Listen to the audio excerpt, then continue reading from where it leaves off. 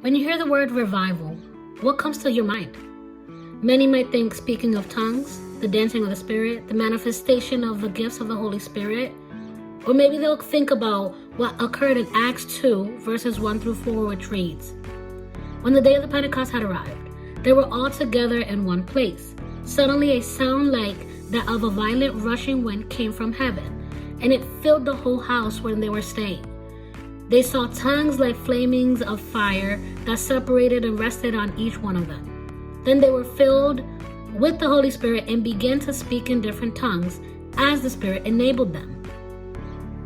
So many people focus on those verses as the true definition of revival, when in reality, the true definition of revival is what occurs in verses 42 to 47, which reads, "They devoted themselves to the apostles' teaching, to the fellowship, to the breaking of bread, and to prayer.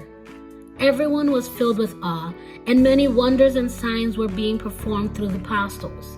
Now all the believers were together and held all things in common. They sold their possessions and property and distributed the proceeds to all as any had need. Every day they devoted themselves to meeting together in the temple and broke bread from house to house. They ate their food with joyful and sincere hearts, praising God and enjoying the favor of all people. Every day the Lord added to their number those who were being saved." I want to repeat that again. Every day the Lord added to their number those who were being saved. So many focus on revival on what occurred on verses 1 through 4. But what happens after that?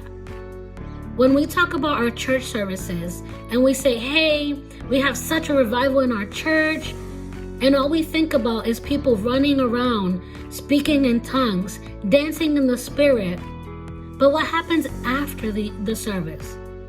Do you see people coming to Christ? Do you see people's lives transformed? True revival brings forth transformation. True revival brings life to those who are dead. True revival brings life to the gospel of Christ.